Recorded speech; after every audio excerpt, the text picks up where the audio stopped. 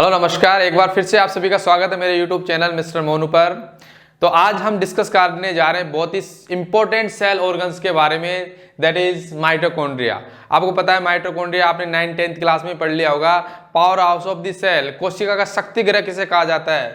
Mitochondria को कहा जाता है। तो आज उसके बारे में डिस्कस करेंगे। आज हम ये जानने की कोशिश करेंगे कि कैसे ये एक पावर हाउस कहलाता है, किस प्रकार से एनर्जी को जनरेट करता है, किस प्रकार से ऊर्जा प्रदान करता है। ठीक है, तो इससे पहले हम बात करते हैं कि सबसे पहले हम स्टार्ट कर रहे थे अपनी सेल बायोलॉजी में सेल के बारे में जानने के लिए, जिसमें हमने सेल के बारे में जान चुके हैं कि सेल जो होती है यूकैरियोटिक होती है और प्रोकैरियोटिक भी होती है। ठीक है, और उसके बाद में हमने सेल के स्ट्रक्चर्स के बारे में जाना था। सेल के स्ट्रक्चर में हमने देखा सेल इनवेलप जो होती है, सेल का जो आवरण जो होता है, कोशिका का जो आवरण होता है, उसमें सेल मेम्ब्रेन और सेल वॉल के बारे में डिस्कस कर चुके हैं। उसके बाद में हमने जो एंडोमेम्ब्रेन सिस्टम था, एंडोप्लाज्मिक रेटिकुलम हो गया, गोल्गी एपोर्टस हो गया, उसके बाद लाइसोसोम हो गया, वैक्यूल्स हो गई, इनके बारे में हम डिस्कस कर चुके हैं, उनके फंक्शंस के बारे में हम जान चुके हैं। ठीक है, उन लेक्चर्स को अगर आपने नहीं देखा है तो बिल्कुल जाइए, आप मेरे चैनल पर कुछ विजिट कीजिए और सेल बायोलॉजी वाली प्लेलिस्ट पे जाके आप उस चैनल पूरे लेक्चर्स को आराम से देख सकते हो। उसके बावजूद भी अगर आपको कोई डाउट आता है तो बिल्कुल आप कमेंट सेक्शन में लिख सकते हैं, आपको डेफिनेटली उसका आंसर मिलेगा। तो आज के जो लेक्चर में हम डिस्कस करेंगे माइटोकॉन्ड्रिया के बारे में। माइटोकॉन्ड्रिया आपको मैं बता देता हूं, माइटोकॉन्ड्रिया जो होता है powerhouse of the cell होता है। इसके नाम से पता चल रहा है माइटोकॉन्ड्रिया जो होता है, सब हम जानते हैं कि माइटोकॉन्ड्रिया जो होता है वो powerhouse of the cell होता है। ठीक है, तो पावर हाउस का मतलब होता है जिसके पास ऊर्जा होती है। ठीक है, जो सेल जितनी भी एक्टिविटीज होती है सेल्स के अंदर, उसके अंदर जो ऊर्जा होती है, ठीक है, वो कौन जनरेट करता है? माइटोकॉन्ड्रिया करता है। सॉरी, देखिए इसके ये जो सेल ऑर्गेनल्स होते हैं, क्लोरोप्लास्ट हुआ और माइटोकॉन्ड्रिया हुआ, ये जो सेल ऑर्गेनल्स होते हैं ये बहुत ही डिफरेंट होते हैं अलग सब सेल ऑर्गेनल्स से। क्या होता है कि इनके पास खुद का डीएनए होता है। देखिए इसकी स्ट्रक्चर के बारे में डिस्कस करते हैं कि जो इनकी स्ट्रक्चर होती है डबल मेम्ब्रेन लेयर होती है, एक तो क्लोरोप्लास्ट की और एक माइटोकॉन्ड्रिया की। तो इसको double membrane cell organelles are example of mitochondria and chloroplast. ठीक है, तो यहाँ पे आप स्ट्रक्चर देखिए, इनके खुद के राइबोसोम्स होते हैं, खुद का जो साइटोप्लाज्म जो होता है सेल का, उसी तरीके से इनके अंदर जो होता है मैट्रिक्स होता है। ठीक है, इनके अंदर क्या होता है? मैट्रिक्स होता है, और इसके अंदर इनका खुद का डीएनए भी होता है। ठीक है, आरएनए होते हैं, प्रोटीन्स होते हैं, और इनकी आउटर मेम्ब्रेन अलग होती है, इनर मेम्ब्रेन अलग होगी है। इनर मेम्ब्रेन जो होती है इसकी, अब यहाँ पे ध्यान दीजिए, इनका इसका क्या क्या है? खुद का डीएनए। तो बिल्कुल आप यहाँ पे बिल्कुल ध्यान से देखिए, ये इसका खुद का डीएनए है। ठीक है, और ये इनर मेम्ब्रेन है, ये आउटर मेम्ब्रेन है। मतलब इसकी जो स्ट्रक्चर होती है cell within the cell, मतलब कटोरे के भीतर कटोरा, कि इसकी जो स्ट्रक्चर होती है डबल मेम्ब्रेन लेयर होती है, तो इसको बहुत अच्छे से प्रोटेक्ट करती है।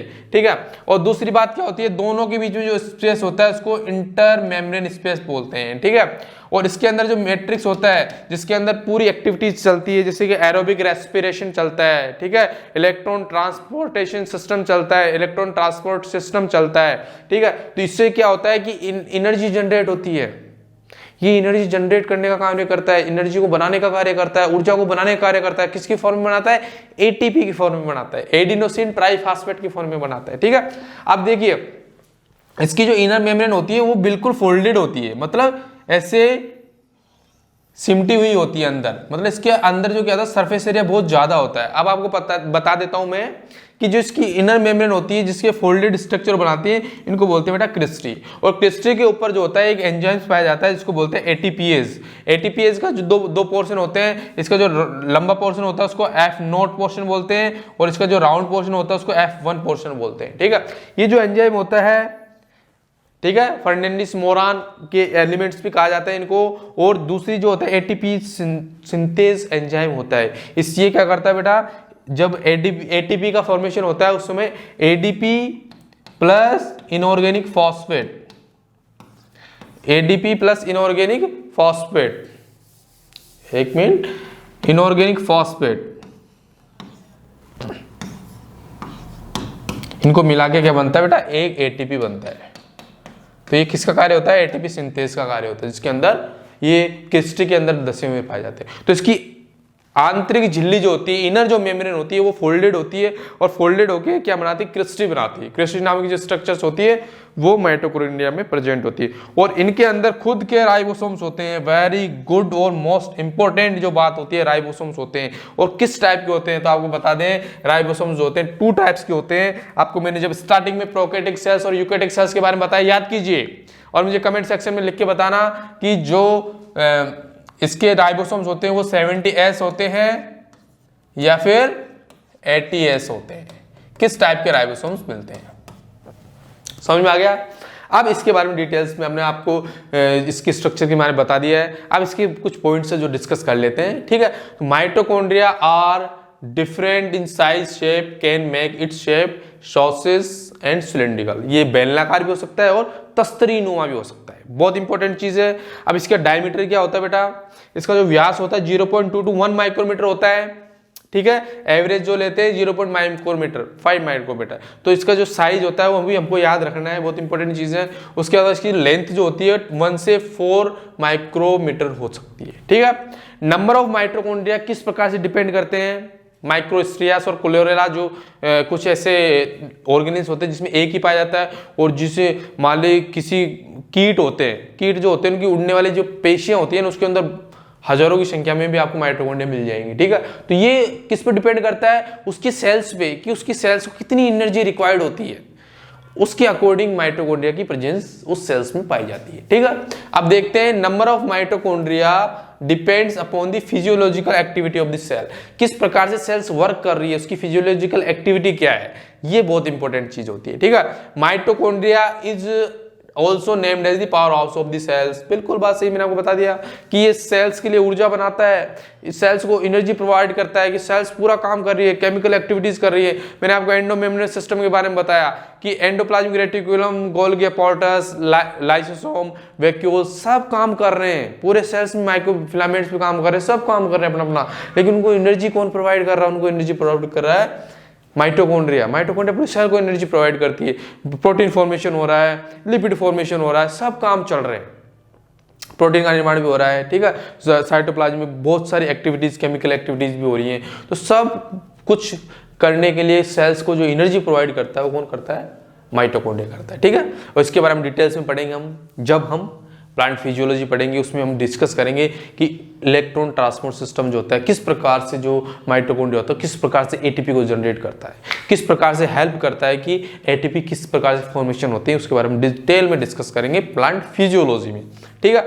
अब बात करते हैं नेक्स्ट पॉइंट के बारे में। Mitochondria are stand by the Janus green B. Janus green ये एक रंजक होता है, अभिरंजक होता है, एक तरह से एक स्टेन होता है जिसके द्वारा हम माइक्रोस्कोप से माइटोकॉन्ड्रिया को देख सकते हैं। जो आपको पता है कि जो कोशिकाओं की साइज जो होती है बहुत छोटी होती है, उसके अंदर अगर माइटोकॉन्ड्रिया को देखना है तो डेफिनेटली क्या करना पड़ेगा हमको, और भी ज़्यादा हमको इसको क्लियर देखने के लिए आपको कुछ कलर का इस्तेमाल करना पड़ेगा, जो स्टेन इस्तेमाल करना पड़ेगा। जो स्पेशली जो माइटोकॉन्ड्रिया के लिए जो स्टेन होता है उसको बोलते हैं जेनस ग्रीन बी, ब्लू बोलते हैं, ठीक है। Both membrane are separated by the space called the perimitochondrial space. आपको मैंने बता दिया है। Inner membrane is studded with the pin headed particles called the oxysome. मैंने आपको बताया ATP synthase, elementary particles, F0, F1 particles, ATP synthase. Okay, these particles first described by the Fernandez-Moran. तो जिस ATPase एंजाइम की जो खोज की थी वो किसने की थी, फर्स्ट किसके द्वारा बताया गया था, फर्नांडीज-मोरान के बारे में। उस साइंटिस्ट ने बताया था कि ये जो एंजाइम होता है, ये जो स्ट्रक्चर होती है, ये जो एंजाइम होता है वो क्या करता है, एटीपी फॉर्मेशन में हेल्प करता है, ठीक है। अब बात करते हैं माइटोकॉन्ड्रियल मैट्रिक्स। माइटोकॉन्ड्रियल मैट्रिक्स मैंने आपको बताया था, मैट्रिक्स क्या होता है, इसके अंदर का जो फ्लूइड मटेरियल होता है, जैसे मैट्रिक्स यहाँ पे होता है, कोशिका के अंदर होता है साइटोप्लाज्म, माइटोकॉन्ड्रिया के अंदर होता है मैट्रिक्स, और क्लोरोप्लास्ट के अंदर होता है स्ट्रोमा। आपको नेक्स्ट लेक्चर में हम बताएंगे कि जो क्लोरोप्लास्ट होता है उसका जो लिक्विड मटेरियल होता है जिसमें केमिकल एक्टिविटीज होती हैं, जिसे फोटोसिंथेसिस जो प्रोसेस होगी, photosystem 1, photosystem 2, dark reaction, light reactions किस प्रकार से होती हैं वो हम क्लोरोप्लास्ट में बताएंगे। हालांकि इनकी जो डिटेल्स होती हैं, हम केवल सेल बायोलॉजी पढ़ रहे हैं तो इन ऑर्गेनेल्स की कॉमन जानकारी हम जान रहे हैं। जब हम इनके बारे में डिटेल्स पढ़ेंगे, जो प्लांट फिजियोलॉजी आएगा तब आपको इनकी डिटेल्स बताई जाएगी, ठीक है। तो देखिए यहाँ पे मैट्रिक्स जो होता है इसका लिक्विड मटेरियल होता है, इसका जो एक तरह से फ्लूइड मटेरियल होता है उसको मैट्रिक्स बोलते हैं। अब बात करते हैं mitochondrial matrix have enzyme for the Krebs cycles. Krebs cycle क्या होता है बेटा? Formation of the energy, Krebs cycle, okay. Aerobic respiration होता है, वो आपको डिटेल में बताया जाएगा जब हम प्लांट फिजियोलॉजी में पढ़ेंगे। Beside these enzyme matrix have the complete protein synthesis apparatus ribosome 70S, मैंने आपको डीएनए भी होता है, फ्यू आरएनए एंजाइम सब होते हैं। तो क्या होता है कि जब इसके पास सारी चीजें हैं तो ये न्यूक्लियस पे डिपेंड नहीं रहता, किसी सेल पे डिपेंड नहीं रहता, ये अपनी प्रोटीन्स खुद बना लेता है। आधी प्रोटीन्स खुद बना लेता है, जब इसको डिवाइड होना होता है तो कुछ प्रोटीन्स न्यूक्लियस से लेता है। तो इसका मतलब क्या, आधा काम खुद ने कर लिया। इस वजह से क्या बोलते हैं, mitochondria is a semi autonomous cell organelles of the cell. Semi autonomous अर्ध स्वायत्त शासी अंग जो होता है वो क्या होता है, माइटोकॉन्ड्रिया होता है। खुद ही अपने भोजन का निर्माण कर लेता है, सॉरी अपनी जो प्रोटीन्स होती है उनका निर्माण खुद ही कर लेता है, ठीक है। क्यों? इसके पास राइबोसोम भी है, डीएनए भी है और आरएनए भी है, कुछ एंजाइम्स भी होते हैं, ठीक है। तो अब देखिए इसके बारे में हमने डिस्कस किया, माइटोकॉन्ड्रिया के बारे में, माइटोकॉन्ड्रिया के स्ट्रक्चर के बारे में जाना। अब बात करते हैं इसके फंक्शंस के बारे में। फंक्शन मैंने बोल दिया, एक ही फंक्शन होता है इसका, बस एनर्जी जनरेट करता है, ठीक है। अब देखो इसमें क्या होता है, इसके अंदर देखो इसके अंदर डीएनए प्रेजेंट होता है जो डबल स्ट्रैंडेड होता है, सिंगल होता है और नेक्ड होता है, मतलब किस प्रकार का जो न्यूक्लियस टाइप कोई स्ट्रक्चर नहीं होती, इसके मैट्रिक्स में पड़ा रहता है, ये होता है। उसके बाद में बात करते हैं mitochondrial DNA 1% of total DNA of the cell, it is rich in the GC content. GC क्या होता है? ग्लाइकोसिन साइटोसिन, ठीक है। सॉरी ये नाइट्रोजन बेस होते हैं, ठीक है, नाइट्रोजन बेस होते हैं, इनमें रिच होता है। और बताओ कि जो ये क्वेश्चन पूछा जा सकता है आपको एग्जाम में कि जो माइटोकॉन्ड्रियल डीएनए होता है वो पूरी सेल्स का कितना % हिस्सा बना देता है। माइटोकॉन्ड्रियल जो डीएनए होता है वो पूरी सेल्स का कितना % हिस्सा बना देता है, ये आपको बिल्कुल याद रखना पड़ेगा। 1% of total DNA in the cell वो बना देता है, ठीक है।